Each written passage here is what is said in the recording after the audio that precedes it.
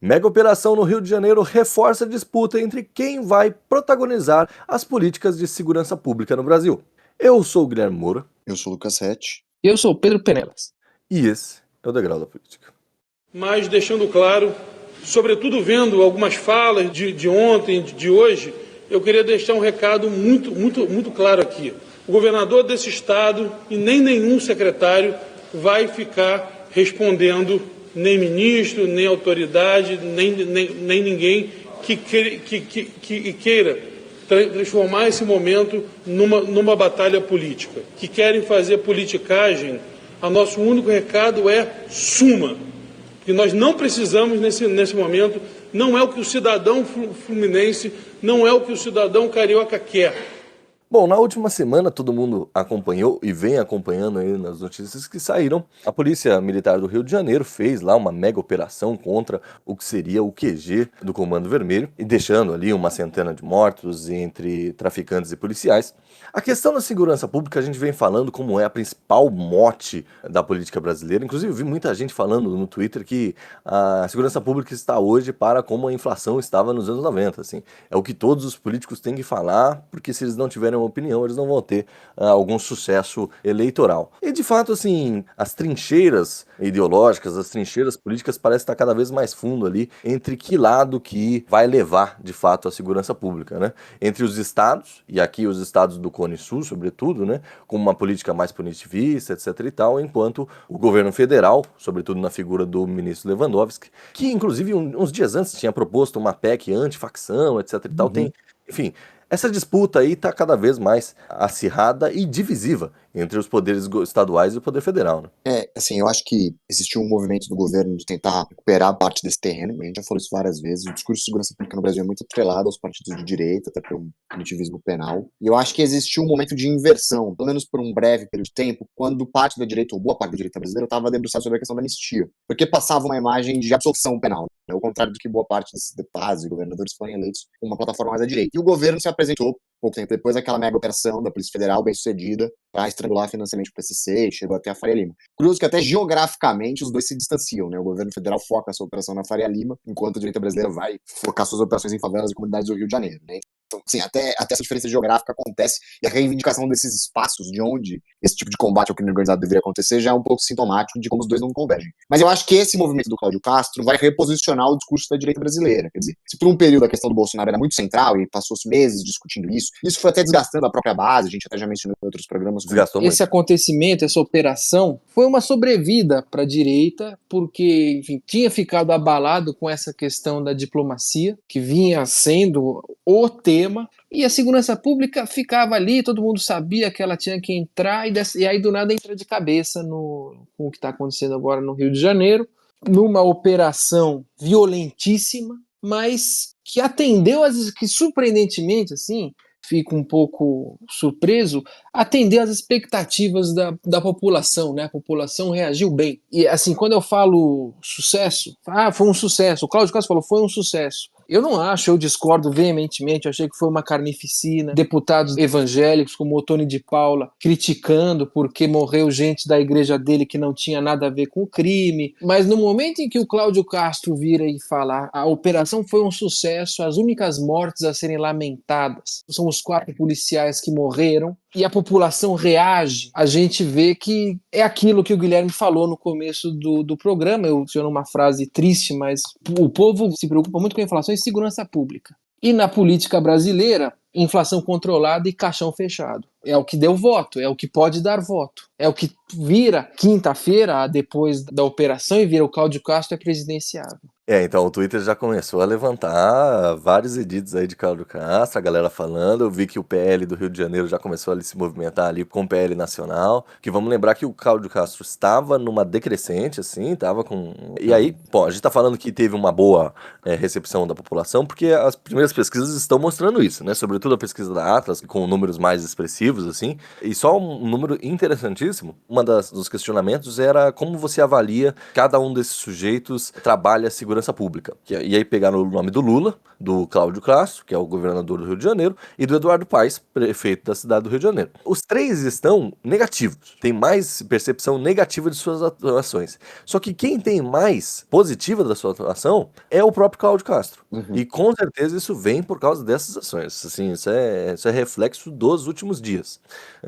A gente aqui vai acabar entrando mais nas questões políticas e questões eleitorais, né, que é o que a gente gosta mais, talvez. E nesse sentido, a operação foi um sucesso. Assim, isso, a gente tá falando aqui como isso vai dar uma alavancada, não só no Cláudio Castro, mas com certeza na direita toda. A gente teve a reunião lá com os governadores, né, cara, todo mundo foi lá se solidarizar com o governador do Rio de Janeiro e tal. Mas sobre a operação, de fato, cara, essa grande divisão entre as possibilidades políticas e o que os grupos políticos brasileiros tentam emplacar nas coisas, né? E eu fiquei pensando muito numa frase que você, Lucas, teve programas atrás, acho que a gente tava falando sobre o Haddad, sei lá, que você falou assim, não, pô, o problema do governo brasileiro é que a gente não se decide, né? Se a gente quer ser desenvolvimentista, se a gente quer ser liberal, se a gente quer isso, se a gente quer aquilo, tal. E na segurança pública eu vejo o mesmo problema.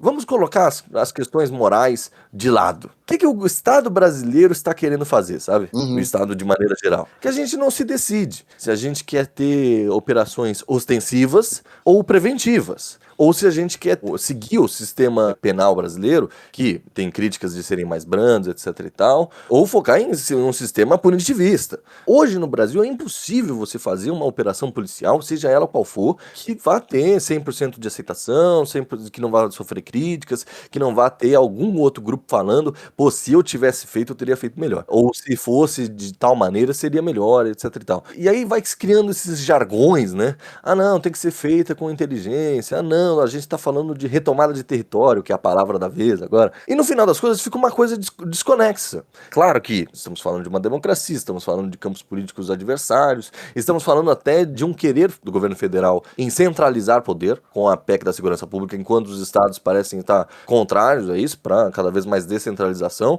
desse tipo de atuação. A gente tem, então, o governo federal focando, e o Lewandowski, etc e tal, focando numa certa tipo de política pública. A população parece estar primeirando outras coisas, como a questão punitivista e ostensiva, e os nossos dados que são possíveis avaliar, e antes dessa operação, semana passada, eu tinha visto uma crítica muito interessante ao Sou da Paz. Sou da Paz hoje tem os melhores números, né? A melhor marcação de números ali de registro de homicídios e etc e tal, de resolução de homicídios. Só que o que eles consideram como homicídio solucionado? É o momento em que o homicídio passa para o julgamento. Aquele crime de homicídio cometido, ele vai a julgamento e a partir dali ele está solucionado, porque entende-se que a partir dali vai ter uma punição, etc e tal. Só que o que a população cobra? A população cobra punitivismo penal sobre o argumento de que o nosso Código Penal é leniente, tá? O cara é solto, o cara tem saidinha, o cara tem isso, tem aquilo outro. A gente vive uma eterna esquizofrenia de dados, sabe? Você analisa uma coisa, a população está pedindo outra e as ações políticas são, cada semana você vai ter uma operação diferente, cada semana você vai ter um estilo diferente e que nunca vai abarcando, talvez, as reais necessidades. E aí muito se falou, né, da Operação Carbono Oculto, de como não, as coisas têm que ser feitas com inteligência, você pode fazer operações focadas no dinheiro, só que eu não acho essa comparação possível. A gente não está falando da mesma coisa. Não são as mesmas operações. Não está se pensando da mesma maneira. Não é o mesmo tipo de atividade. Não só porque o PCC não é o Comando Vermelho e vice-versa, mas porque também, quando você tem ações na Baixada Santista, que é Santos, o Porto de Santos é a grande capital do PCC no país, todo mundo sabe disso. Quando você tem operações lá, a gente fala também de chacinas da Polícia Militar de São Paulo, sobretudo no Guarujá, lá, Operação Verão, todo mundo lembra dessas notícias também. Porque aí sim a gente tá falando do mesmo tipo de atuação. Eu não acho que essas questões sejam tão dicotômicas assim. Você pode ter os dois tipos de atuação, mas você vai ver ou não se isso é bem sucedido ou não, se, primeiro, isso está a par das expectativas da população. No caso, a gente tá vendo que sim. E segundo, o que você se propôs a fazer? A gente tinha, na operação no Rio de Janeiro, um mandato de 80 prisões e apreensão de droga, de arma, de etc. A gente saiu com um saldo de 130 mortos, e aí, bom, esses 80 estão lá no meio? Não sei, vamos ver. Mas muitos dos mortos eram traficantes importantes a nível nacional. E apreensão de arma, droga, etc. Então, para o que se propôs a fazer, para o que se foi pensado pela polícia e pelo governador do estado, foi um sucesso. Eles conseguiram chegar onde eles queriam. Agora, é essa política pública que o Brasil deveria adotar, etc e tal. Eu não sou nenhum especialista em segurança pública, não entendo nada no assunto, inclusive acho super chato, com exceção dos cortes do Pimentel no Flow. Mas é isso que a população está pedindo. As pesquisas mostraram, assim, 80% da população em situação de favela foi favorável à ação feita no Rio de Janeiro. Então, como falar que isso não é bem sucedido? Então, é que, assim, a gente não está discutindo se é equivocado, se não é equivocado, se você concorda, se não concorda. A questão é que atender às expectativas do governador Cláudio Castro. Acho que isso é o que nós estamos discutindo aqui. Aí a gente pode, na questão de segurança pública, como o Guilherme falou, é um tema chato, é um tema difícil, a gente recorre aos especialistas. Aqui a gente gosta de falar de eleição, aí eu queria fazer pergunta a vocês. Por que Ratinho e Tarcísio não foram encontrar e dar respaldo ali ao Cláudio Castro? O Tarcísio, inclusive, de início falou, não, preciso ver direito como é que foi essa situação e tal. Aí, E a galera desculpa. Não, aí a galera do Twitter falou assim, ele tá esperando saber qual que é a opinião do Bolsonaro. Pra ver se ele fala alguma coisa. Mas, cara, sobre o Tarcísio especificamente, isso é muito curioso, porque a gente fez 1 milhão de programas sobre o Tarcísio, a gente falava do Tarcísio toda semana, Tarcísio presidenciável, Tarcísio isso, Tarcísio aquilo, Tarcísio aquilo outro. E aí, Lucas, você sempre falou uma coisa que, pô, o Tarcísio ele só existe com o Bolsonaro, ele é só um sucessor do Bolsonaro, etc e tal. E, de fato, o Bolsonaro perde prestígio, o Tarcísio sumiu, mano. Ele não se sustenta, pelo menos não a nível federal, né? A nível estadual, sim. Mas a nível federal, de fato, ele sumiu do debate. Eu imagino que tenha sido isso, assim, ele deve estar numa situação de relações públicas ali, que foi nessa mesmo, de, eu não sei o que eu falo, não sei o que eu falo, no final você não fala nada.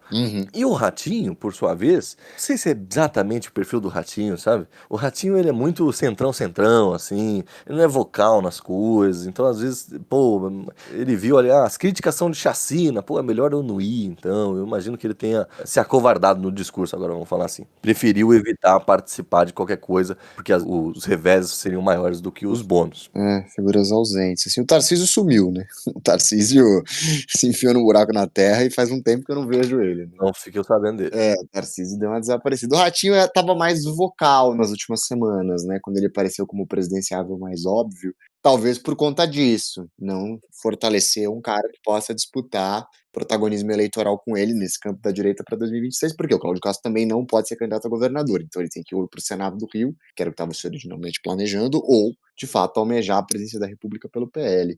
Agora, eu fiquei pensando na fala do Guilherme e na sua, Pedro, tem coisas que, claro, a gente sempre lê esses especialistas em segurança pública, de novo, também não é um assunto que eu domino, mas eu vi um cara falando uma coisa muito interessante, quando você pensa um modelo de economia criminal, se ataca em 4 eixos, que é lucratividade da atividade ilegal, lucratividade da atividade legal, probabilidade de ser punido e intensidade da punição. O Brasil sempre foca boa parte da sua política pública em intensidade da punição, né?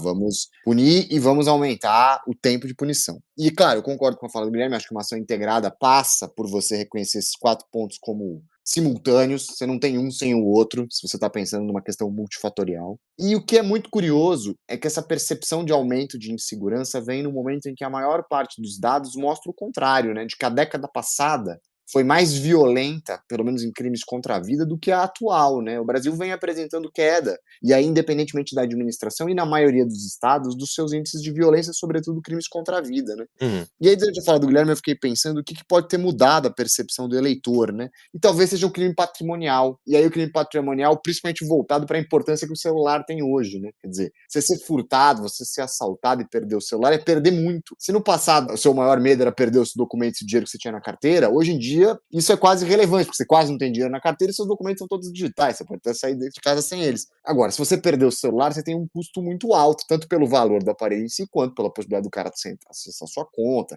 a transferência pelo Pix facilitada, pode fazer com que você perca movimentações muito grandes. Então eu acho que também a percepção do que a população quer em termos de segurança pública e o que é o combate a uma facção organizada como o PCC ou o Comando Vermelho também são distintas. E quando a gente está falando do que a população quer em termos de segurança pública, e agora é um palpite, tá? Eu acho que seria muito mais a segurança de poder andar na rua sem ser incomodado com o fato, ou tirar uma foto na Avenida Paulista sem o medo de ser furtado, do que o combate às facções criminosas. Claro que a pessoa, no nível discursivo, vai falar, claro, eu não gostaria que tivessem facções criminosas, e há uma porcentagem grande da população brasileira que vive em regiões que são dominadas territorialmente por essas facções, mas a maior parte da população tem essa sensação de insegurança quando sai à rua e tem medo de ter seu celular furtado, sua carteira roubada, seu carro, etc, etc. Então, Até isso me parece ter um discurso divergente em relação a o que a população demanda e como essas operações, claro que a gente sabe que em última instância essas organizações criminosas vão prestar uma infraestrutura criminal até para criminosos que não fazem parte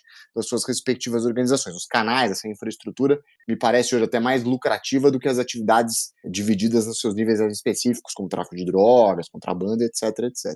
E para finalizar minha fala, e aí uma figura falando da questão política, além da popularidade do Cláudio Castro, e aí essa possibilidade dele ser senador, presidente, uma figura que também se mostrou apagada, mas uma neutralidade assumida pro lado do Cláudio Castro foi o prefeito do Rio de Janeiro, Eduardo Paes. A gente já vinha cobrindo uma certa mudança do perfil do Eduardo Paes nos últimos meses e tal. E eu fiquei pensando, talvez ele deseje unificar o impossível. Ele quer um palanque com PL e PT para governador do estado. Do tipo, se o PL não conseguir apresentar um candidato competitivo, eu consigo ter os dois. Eu sou tão popular como prefeito, se eu for aclamado governador, eu consigo o apoio dos dois. Aham. E talvez isso sirva até para abrir mão das vagas para o Senado. E se o Cláudio Castro for candidato ao Senado, o Cláudio Castro sobe o Bolsonaro. Os dois eleitos senadores, agrado o PL numa operação mais extensa, se de fato nenhum dos dois for candidato à presidência ou à vice, e o Eduardo Paes é eleito com apoio do PL e do PT, porque os dois vão precisar dele, uma vez que aparentemente não conseguem lançar um candidato competitivo a ponto de batê-lo, assim. E neutralizar o PL para ele seria maravilhoso, porque a oposição de fato ao Eduardo Paes na eleição de 26 viria pelo PL, não pelo PT. Viria pelo PL. Sim, O PT sim. não tem candidato competitivo para lançar no Rio de Janeiro. Agora, se o PL decide lançar o Flávio Bolsonaro, tem jogo. Tem jogo, tem jogo. Não tem sido um bom momento pro Paes, né? Sofrido muita crítica do eleitorado pró-PT. O pior não é você virar e falar que quer costurar um apoio com o PL. A jogada dele é inteligente. Ele quer neutralizar isso que ele tá falando. Ele quer tirar todos os problemas da frente. Mas o problema para a esquerda foi ele ter falado do Malafaia. Aham, Foi um aham. estardalhaço desnecessário que não precisava ser feito. E o Paes, coitado, ele tem essa façanha de perder a eleição ganha. Sim, sim, isso já Ele aconteceu. já aconteceu em 2018, eleição para prefeito ele ganha ali. Ó. Ele é o Botafogo de 2023, embora seja vascaíno roxo, o Eduardo Paes é um Botafogo de 23. Ah, vamos Aham. ganhar, Pipoqueiro. 3-2 pro Palmeiras, né?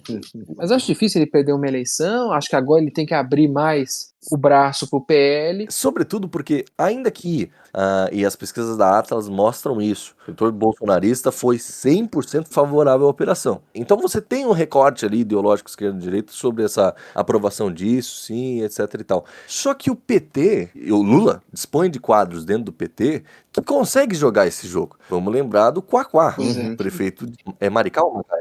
De Maricá. Maricá é Sorocaba do Rio, né? Total, total. Ele tem essa postura mais punitivista, combate ao crime, blá, blá, blá, tal, bandido bom, bandido morto, assim por diante. E se eu não me engano, ele é presidente do PT no Rio de Janeiro, certo? É. O PT e o Lula têm quadros dentro do partido. O PT é tão grande, enquanto esfera partidária, que eles têm quadros para qualquer coisa que você possa pensar. E o Lula pode dispor desse cara, e o Quaquá, que é um político famoso, que é um político popular, que é um político vocal, e que tem grandes embates, inclusive, muita gente viu vídeos essa semana da Benedita da Silva e do Lindbergh Farias, etc e tal. O Quaquá, que é opositor grande deles dentro do PT, esse cara poderia fazer esse tipo de ponte pro Eduardo Paes com o PL para esse tipo de política, etc e tal. Então eu concordo, eu gostei muito da sua possibilidade, da sua análise, Lucas. Sim, de fato, o Eduardo Paes, se ele souber jogar com isso, Aham. ele consegue ganhar dos dois lados. E ele ainda ganha Maricá, né? Porque a relação dele com a cidade não é das melhores. É. Puta, que boa lembrança, hein? Mas ele não é muito fã de Maricá, pelo que eu ouvi falar, que ele não é a cidade favorita dele. Mas só para fechar esse assunto do Tarcísio do Ratinho, eu lembrei de uma notícia que eu li, um artigo que eu li do Fábio Jambiagi, que é um tucano, assim, ele tem o bico de tucano, sabe? Apostando com todas as fichas ultra otimista no PSD. Que o PSD é o cara é o partido que tem que suprir a ausência do PSDB no debate, acabar com a gastança do PT e a loucura bolsonarista. Aí eu interpreto esse artigo do Jambiagi a partir do que o Tarcísio e o Ratinho fizeram. O Tarcísio eu não entendi muito bem, vou falar. O Tarcísio tá com muito medo, acho que é aquilo que vocês brincaram, tá esperando a opinião do Bolsonaro, que a gente sabe qual que é, inclusive. Mas o Ratinho parece que ele tá fazendo exatamente o que o Jambiagi quer. e que o Jambiage espera de alguém do PSD. Não vá no caminho da extrema-direita, que foi o que aconteceu ali. Os elogios, os respaldos mais vocais vieram de deputados. Nicolas Ferreira delirou. Escreveu até faxina no Twitter. Isso tem que ficar marcado. Escreveu faxina no Twitter. E o Ratinho acaba, parece, querendo pegar essa idealização que o Jambiage escreveu do PSD no Estado. Ele não quer se alinhar à violência bolsonarista e tampouco o PT, ele nunca foi aliado, mas tampouco aquela gastança do PT. Ele quer pegar esse eleitorado que o Jambiage acha que existe. E que existe esse eleitorado. É o eleitorado que está mais calado? Está mais calado. É o eleitorado mais antigo? É mais antigo. Mas acredita no controle da inflação e numa política de segurança que não represente um caixão, como eu falei no começo. A pesquisa da Atlas mostra um pouco disso que você está falando, porque as pessoas mais idosas foram mais contrárias. Então, Mesmo à direita ou à esquerda, se você é mais idoso, você é mais contrário. Eu acho que a direita tem uma divisão de estratégia aí, que é se apresentar como candidato de centro e naturalmente ter os votos da extrema-direita, ou se apresentar como um candidato de extrema-direita e naturalmente ter os votos do centro. Eu acho que essa decisão é vital para um candidato ser mais competitivo em 26. Tarcísio e parte do grupo entende que tem que se apresentar como um candidato bolsonarista que vai ter os votos dos eleitores mais moderados por extensão, e talvez o Ratinho faça o cálculo no sentido contrário. Eu preciso me apresentar como um candidato um pouco mais ponderado, moderado nas minhas posições, e sem alternativa de candidaturas mais à direita no pleito, eu vou ter os antilulistas, que talvez não morram de amor pela minha candidatura, mas entre votar em mim e votar no Lula, eu vou votar em mim. Então eu acho que essa é a conta que todos os candidatos de direita estão fazendo nesse momento. Agora, se é suficiente para vencer o Lula em 26, hoje parece improvável, né? Mas a gente sabe que 90 minutos no Allianz Parque é muita coisa e um ano na política brasileira é mais ainda. Palhaçada esse. Gostou da placadinha no final?